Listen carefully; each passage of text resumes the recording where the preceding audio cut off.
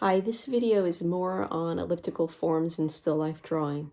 We're going to be looking at axis lines, specifically looking at right angles, when we need them, when they should be going to the vanishing point. There's basically two scenarios that we have to consider. In still life drawing, when drawing objects like cups, vases, where you're going to have that major and minor axis, we have to consider how the axis lines relate to the paper or picture plane. If we have a situation where the object is resting vertically, like this, on a tabletop, we want to make sure that the major axis is going to be perfectly horizontal, or we could say at a right angle with the picture plane. And you have your grid ruler to help you make sure that your axis lines are perfectly horizontal. So you can, of course, line this up with the vertical edge.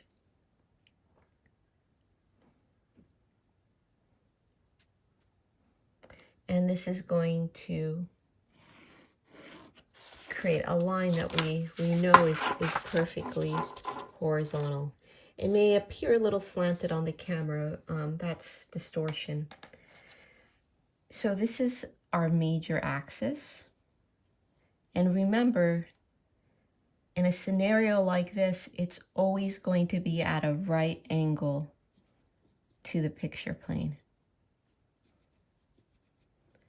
You could also say perfectly horizontal, right?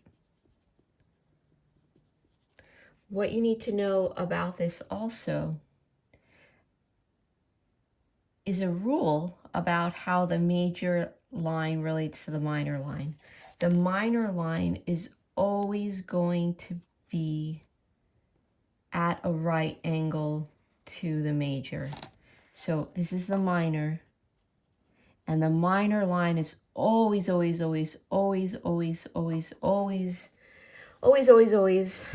a right angle with the major.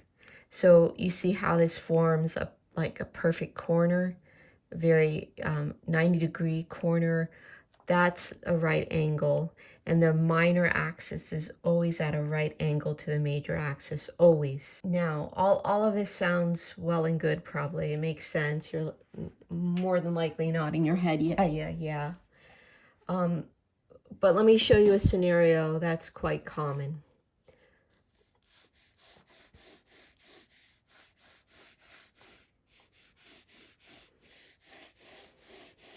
So here's your piece of paper. And let's say you're drawing a teacup on a box.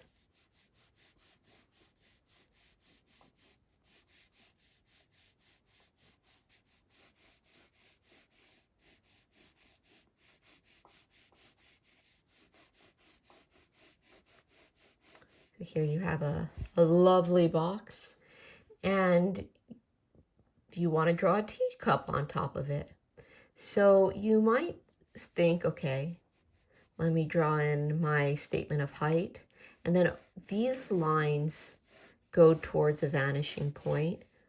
So I would expect the major axis line to also follow that vanishing point, right? That makes logical sense.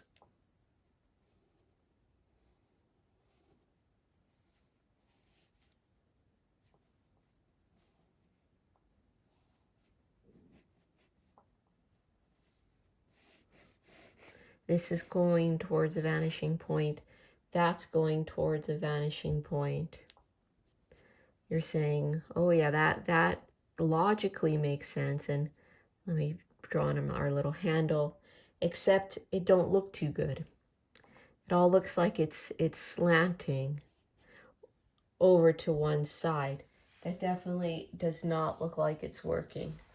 Give that a big no, a big sad face, because this is definitely not looking too good. So we don't like that.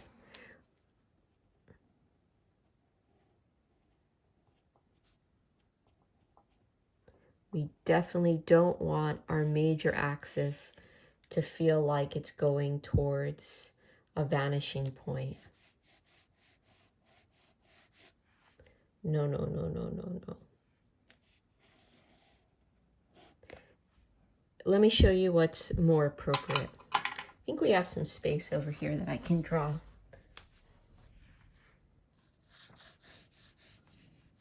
So not to be wasteful with paper.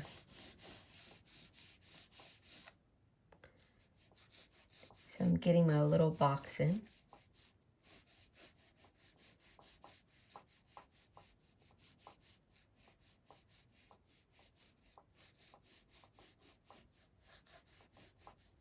And now I want to draw my teacup. I'm going to think about a vertical line for my statement of height.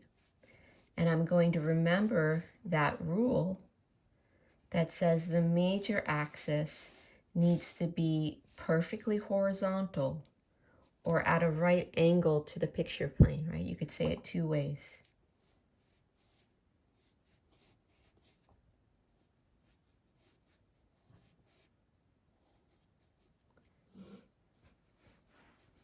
I know this is just a sketch, a very rough sketch, but hopefully that makes sense to you. Let me see if I can go over this a little bit more boldly. It's small, so it might be hard to read. We have our major axis, and notice how the major axis is perfectly horizontal. That's what we want, perfectly horizontal to the picture plane. Where this gets tricky a bit is when students try to work from photography, because a photograph will distort ellipses so that they look like they're doing this. But I want you to pay attention as you're living your best life out there today, this week. Really look at the elliptical objects around you and ask yourself, do you ever see a teacup doing that? Or is it more like this?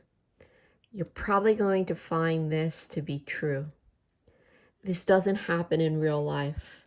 This happens in photography, but that's something that the photograph does. It distorts how we actually see things. So be mindful that you don't do that. This is what we want. We always want our major axis to be perfectly horizontal to the picture plane. So that is a huge, huge thing to keep in mind. So do always make sure that this is perfectly horizontal to the picture plane.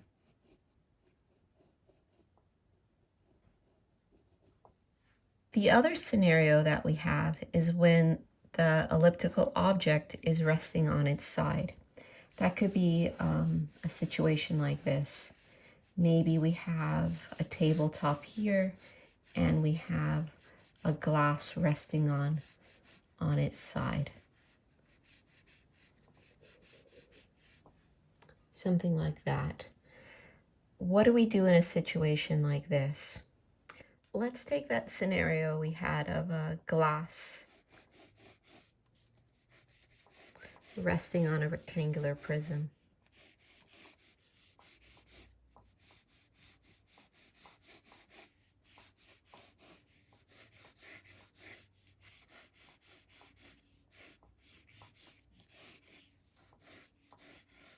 So we have these lines on this box going off to an imaginary vanishing point, right? When we have this scenario, we have to kind of use our visual imagination, visual thinking skills. As I mentioned earlier, sometimes there's not a right or a wrong way to simplify a complex form. Like you could use a circle, you could use a rectangle to represent complex form. But even though there's not a right or a wrong way, sometimes there is a more elegant or expedient solution. When I'm drawing something like this, I will often think about the cup as being in a box or a rectangular prism.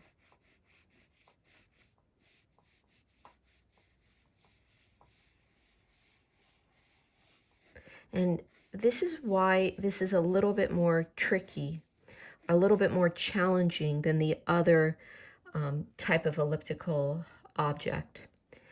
Because here we have to imagine where the minor axis line is and how it connects with this vanishing point. If we have a box,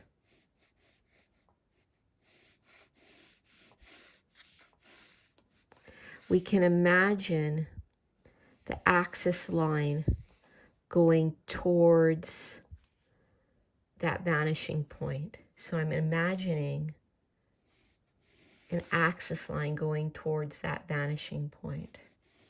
This is going to be my minor axis. I'll label it minor. And remember, in this scenario, it goes towards the VP, the vanishing point. How we establish our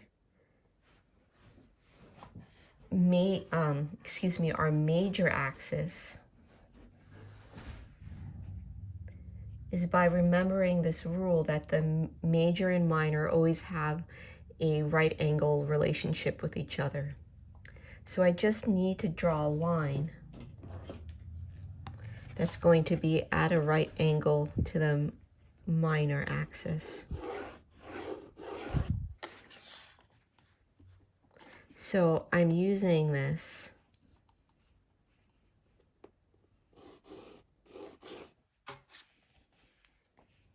You see how I did that? I used my grid ruler to make sure that this was perfectly at a right angle. So this is going to be my major axis. I'll write that over here. One thing I did, and I did it kind of quickly, so you may not have noticed, is I drew an X for the box to find the middle, where the minor axis would possibly be. So this is a fun thing you can do with your drawings in life. On any rectangular prism, any plane, if you wanted to find the middle of this plane, all you would have to do is what we call take a diagonal. So drawing a line from here to there, from there to there, then we know that that point is the middle. We could do the same thing to this plane. We could draw a diagonal, take a diagonal here. Where the two intersect, that's the middle. We could do the same on the top. So this is a fun little fact on how we can find the middle without measuring. Just something very helpful. I use that a lot in drawing, actually, that tip. So this is all well and good. Most glasses taper as they go back. So the top here tends to be, not always, but tends to be larger, and the base tends to be a bit smaller. This is another reason why it's helpful to think about a glass being in a box if you have it in that position. Because you can think, okay, the ellipse is going to fit in here. And then the base is going to be a little bit smaller. And I know that it tapers like that. This is helpful because when we're drawing this, we'll know, okay, the ellipse, let me just draw this. I think it's getting a little bit lost in all the smudgy stuff I have going on. Let me just draw my box in red so you can see.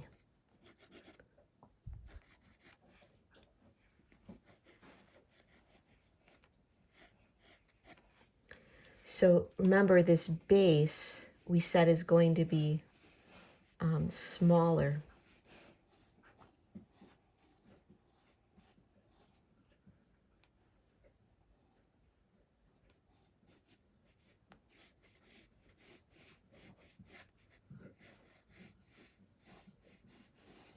And we could get it tapering like that. Now, this is just kind of a quick gesture drawing. Obviously, I would work out the correct the correct angle for this ellipse. Oh my, let me do a better job with that. I know I can do a better job than that.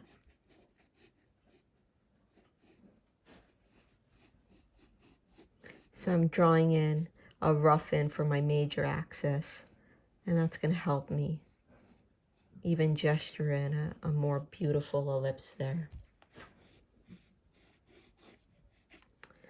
Okay, so important stuff here we went over, because this scenario is definitely different than the vertical scenario, where you want to make sure that your major axis is going to be perfectly perpendicular to your paper.